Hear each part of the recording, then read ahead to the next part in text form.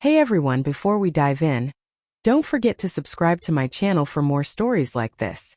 I still remember the night that text came through, short, cold, and almost rehearsed. Working late at the office. Don't wait up. For a few seconds I just stared at the screen, trying to convince myself it was nothing.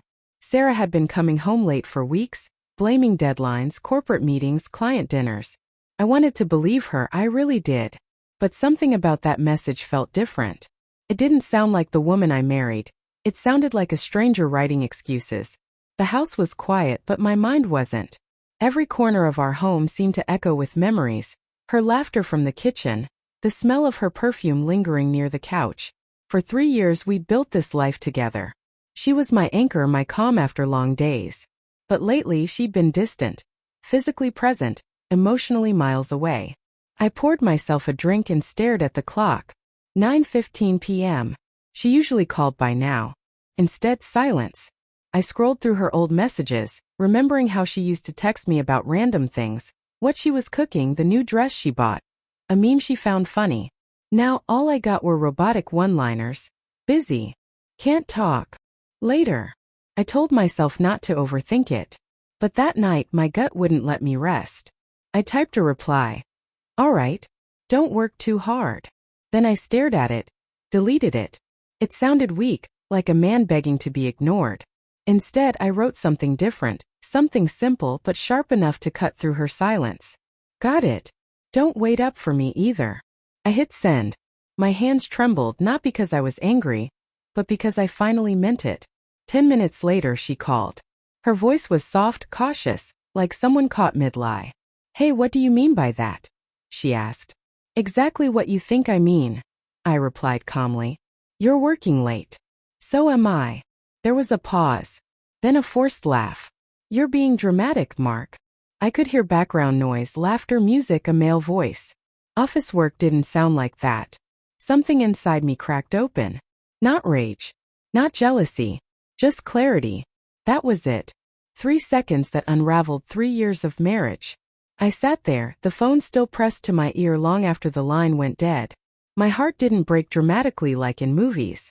Just stopped trusting. I had given her everything. My patience, my loyalty, my quiet support when she said she was just tired or too stressed. But that night, I realized I'd been fighting for someone who'd already left me emotionally long ago. An hour later I took my jacket and car keys. I didn't have a plan, just a destination I hadn't thought about in years. Peace. Driving through the empty streets, I replayed our arguments. The nights she turned away when I tried to hold her. The mornings she brushed past me as if I were invisible. Every late meeting suddenly had a different meaning. And the worst part? I had let it happen. I had been too afraid to face the truth because I still loved her.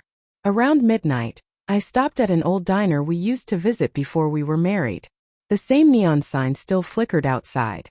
I sat by the window, ordered her favorite coffee out of habit, and stared at the empty chair across from me. That seat used to hold laughter, plans, and warmth. Now it held silence and memory. My phone buzzed again, her name flashing on the screen. This time I didn't answer. I just typed, "Don't worry. I'm not waiting up anymore." 5 minutes later, another message appeared.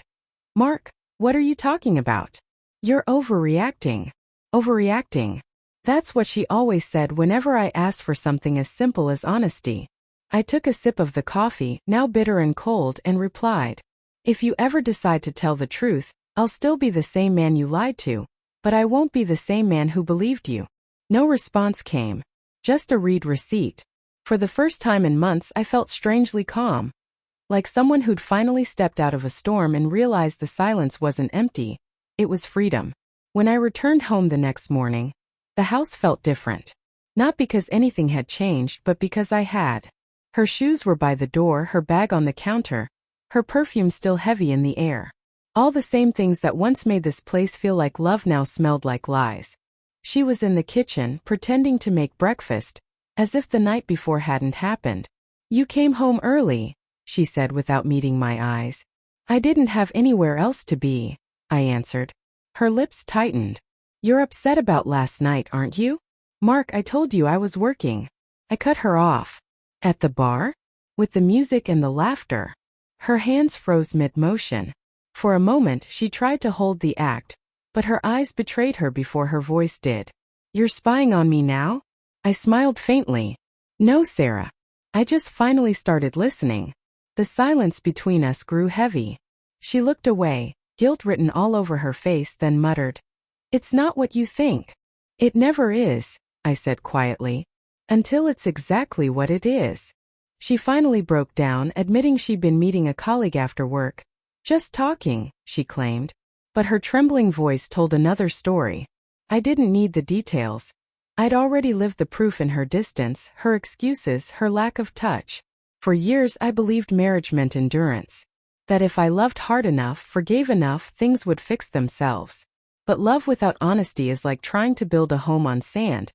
It always collapses, no matter how hard you try to hold it together. I picked up my jacket. I'm not angry, Sarah. Just done. She reached out, desperate. Wait, Mark, we can talk about this. Don't walk away. I paused at the door, turned to her one last time and said, You told me not to wait up. I finally listened. I left. Days turned into weeks. She texted, called, even came by once, crying at the doorstep. But every time I remembered that message, those 6 words that freed me more than they hurt me. Working late at the office, don't wait up. Sometimes betrayal doesn't scream. It whispers through patterns we ignore until we can't anymore. I stopped waiting. Not just for her, but for the version of myself that begged to be loved by someone who'd already left. That night changed everything. Not because she lied, but because I finally chose to stop living with lies.